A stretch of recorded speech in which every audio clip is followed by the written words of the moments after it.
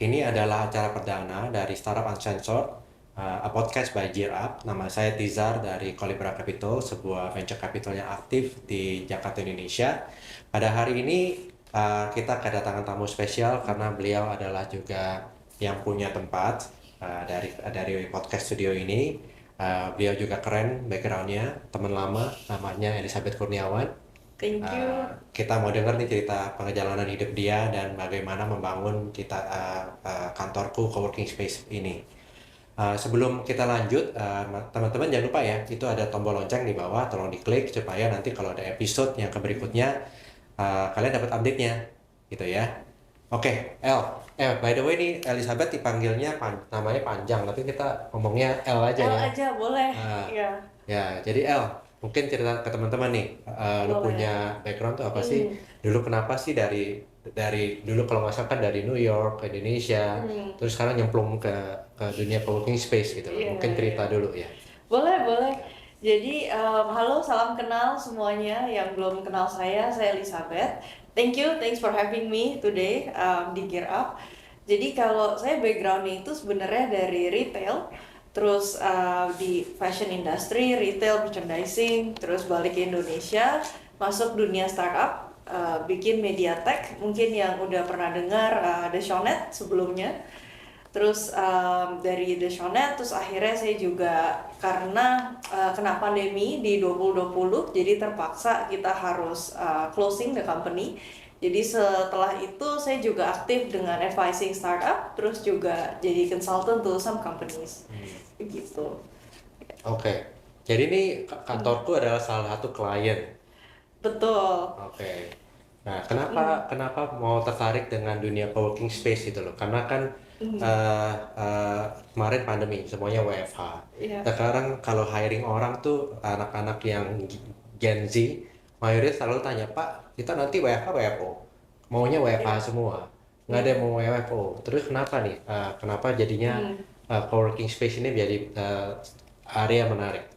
Sebenarnya co-working space itu I believe that it's a new way of working, especially with this whole pandemic. Bahkan justru gara-gara pandemic is actually jadi shifting the whole way of how we work, especially with the industry dari startup all the way to conventional. Karena dengan adanya pandemic, orang-orang tuh actually jadi kan WFH. Tapi in reality di WFH itu banyak distraction, Iya. banyak banget distraction. Kayak misalnya let's say nih ya, kalau orang udah punya anak atau orang punya tinggalnya nggak sendirian, dia mau kerja itu aduh susah banget, ada distractionnya tuh banyak gitu. Jadi akibatnya orang pergi ke cafe, pergi ke Starbucks atau pergi ke coffee shop lainnya gitu. Nah sebenarnya dari situ itu tren dari coworking space yang tadinya lebih kayak office space, service office, sekarang ini trennya malah jadi ngarah ke flexible working space. Flexible working space. Yes. Tapi kan flexible working space tadi bisa macam-macam, bisa Starbucks, coffee shop yang lain atau yang Betul. lain-lain. Kenapa mesti datang ke kantorku gitu loh? Nah, kalau di Starbucks atau di coffee shop lain lah ya, Iya. mereka itu kan pengunjungnya banyak banget juga. Nah, jadi sebenarnya kalau ngomong distraction, ya mirip-mirip juga ada distractionnya.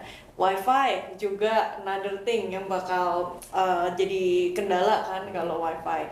Karena banyaknya pengunjung pasti Wi-Fi-nya juga harus bagi-bagi.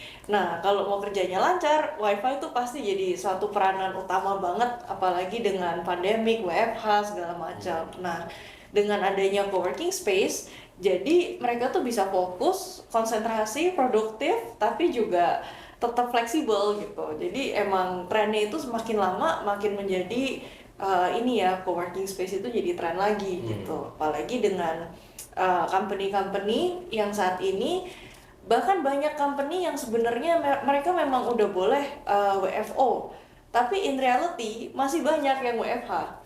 Dan masih banyak juga yang menjadi, aduh daripada kita rent di office space, mendingan kita ini aja deh di coworking space. Jadi pada saat timnya mau ke office, mereka juga bisa fleksibel gitu, tanpa harus terbebani list dari rental yang begitu tinggi gitu. That's why I do believe that in the future coworking space ini menjadi future dari the new way of working. Oke. Ya. Ini by the way judul acaranya kan startup uncensored gitu ya. Ah, Nah, ini enaknya gimana nih nanyanya? Coworking space ini kan sempat heboh ya mm-mm. beberapa tahun lalu sebelum pandemi, ada Mm. yang dari Amerika sana Oh iya. tiba-tiba mau IPO terus tiba-tiba nggak jadi ya kan. Mm-mm. Sekarang masih ada sih mereka ya, tapi bisnis modelnya kan mungkin banyak yang Mm-mm. berubah. Uh, nah, kalau menurut El sendiri nih untuk Mm. di dunia coworking space supaya menjadi coworking space yang berhasil itu Mm. sebenarnya harus bagaimana sih? Sebenarnya sih harus konsisten. Itu pertama, itu benar-benar harus konsisten dan kita juga harus tahu usernya tuh siapa. Hmm. Jadi especially tenant kita tuh kayak gimana, terus the kind of co-working space yang kita mau itu harus seperti apa, itu juga akan ngaruh dengan tenant-tenant yang ada di co-working space-nya. Terus ini kan sebenarnya co-working space ini hospitality service industry.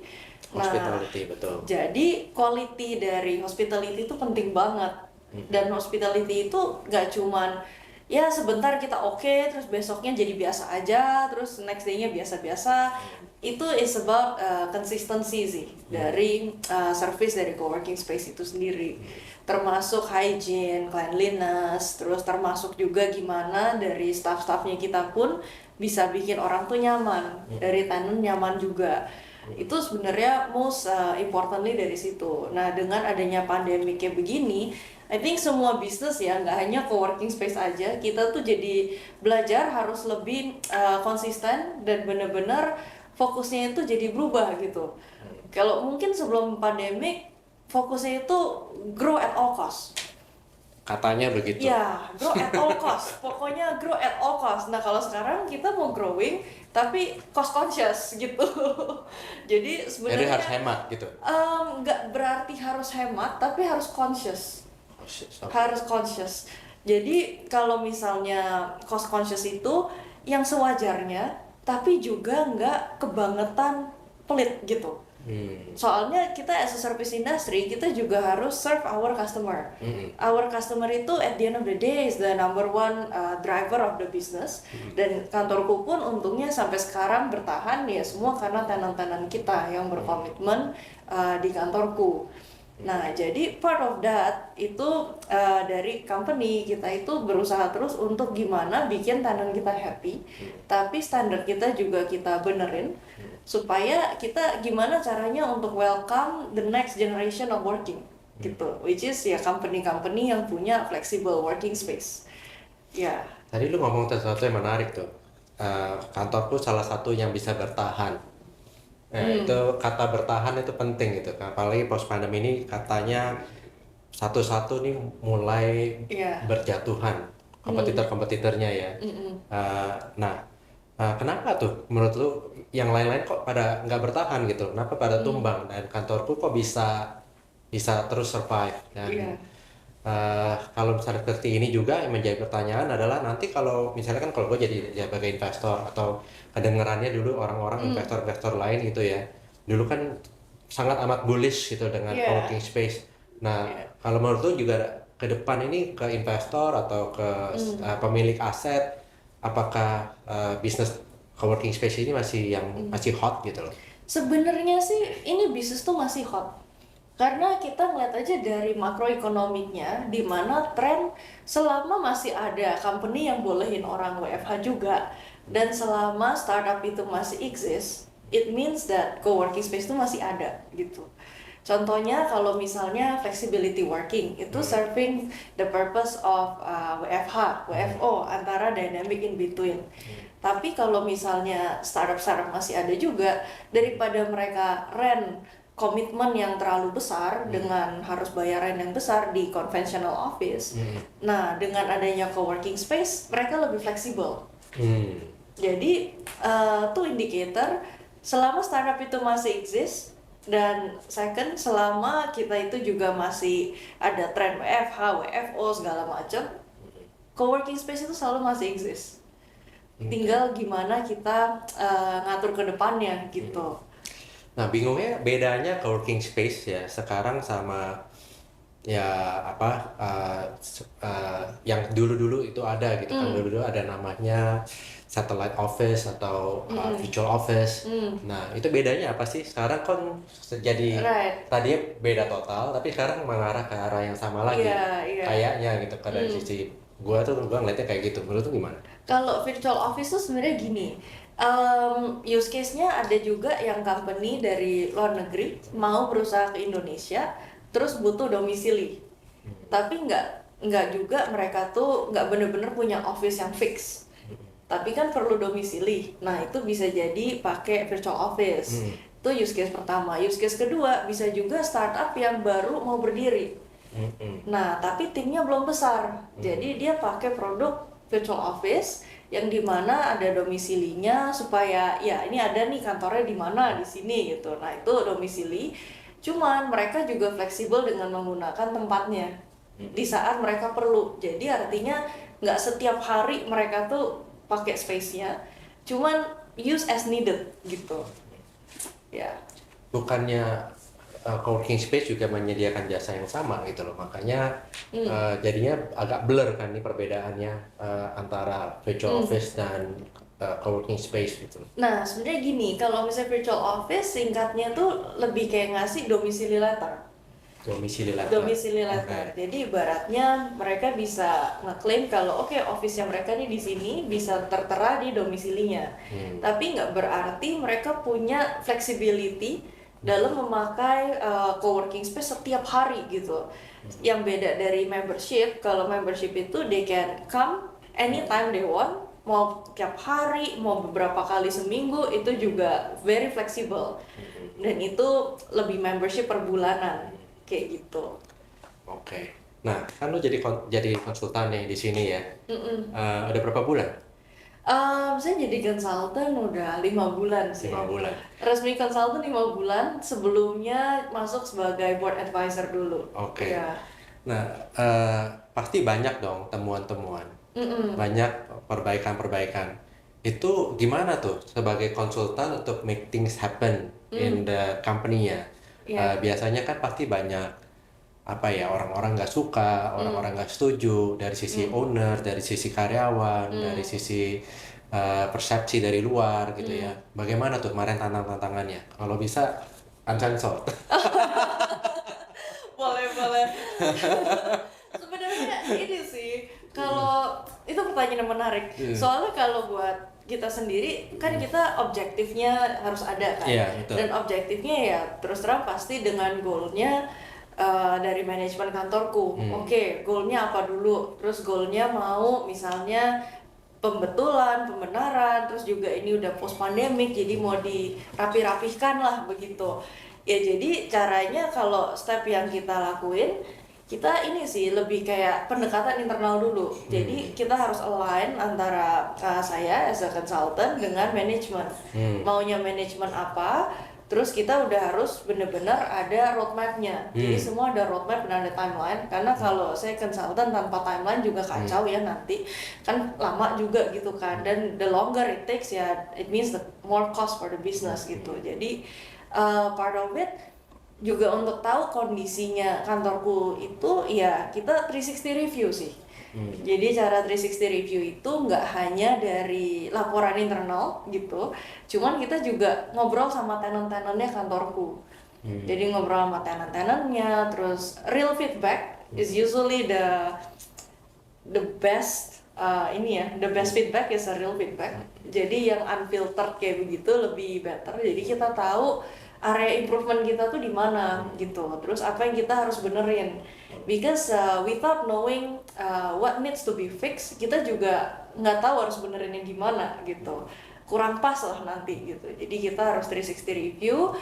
Habis dari situ baru kita bisa come up with a plan. Oke, langkah-langkahnya ini apa setelah dari finding penemuan perbaikan ini gitu.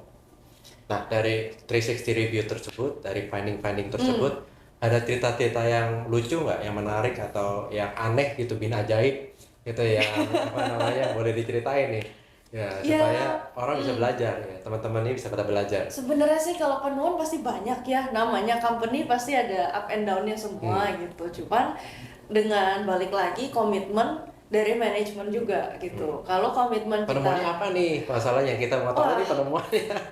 penemuannya sih banyak pasti. Apa dong? Salah satu yang lucu itu yang mungkin lu, hah, bisa kayak gini. Misalnya apa namanya? Kalau misalnya kita apa namanya bersihin kloset, hah, bisa ada sapu di dalam kloset. Oh iya. Nah, itu kan aneh bin ajaib tuh, ya kan? Iya. Nah, ini penemuan apa nih yang aneh bin ajaib tapi kok bisa kejadian gitu loh. Nah, jadi salah satu yang menurut saya sih paling unik ya, Hmm. menemukan ada tenant yang camping. Camping di kantor tuh.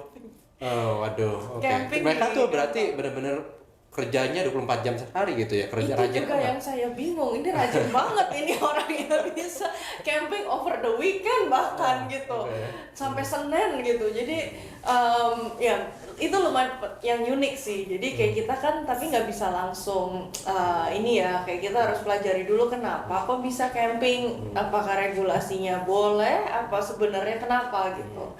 Nah itu sih salah satu penemuan unik ya. Iya. Gitu. Jadi masih dibolehin nggak tuh camping? Oh enggak, udah sama sekali nggak boleh. Ini salah satu standar yang harus kita benerin gitu. Iya. Nggak Jadi, sehat juga sih ya. Iya, Kalau nggak kerja bisa. 24 jam Iya, sehari, ntar nggak kerja balance dong. nggak balance ya. Iya, Oke. gitu nggak balance. Dan kita kan juga sebenarnya kita serving nggak cuma sama 1-2 tenant kan, tapi kita serving with more than 1 or 2 tenants. Kita actually ada more than 50 tenants inside kantorku ecosystem right now. Only in this particular one location itu ada 50 lebih tenant gitu, dan 50 sekarang. 50 lebih. Oke. Iya, 50 companies lah ibaratnya di sini. Nah, jadi kalau kayak gitu, kita juga harus ada standar. Kita harus tentuin standarnya, kita harus make sure semuanya fair and square, fair juga sama the rest of the tenants, supaya ya ke depannya ini kan, ini space bersama ya. Jadi ya kita juga mau membuat space ini jadi lebih nyaman gitu. Nah terus terang kalau yang kayak penemuan kayak begitu tuh sebenarnya nggak boleh sama sekali gitu. Cuman ya memang terjadi karena mungkin sempat ada yang longgar segala macam. Nah ini SOP yang emang dibener-benerin gitu. Nah dengan standard practice yang dibenerin, that involves internal team kita. Jadi internal team kita pun juga diimprove begitu.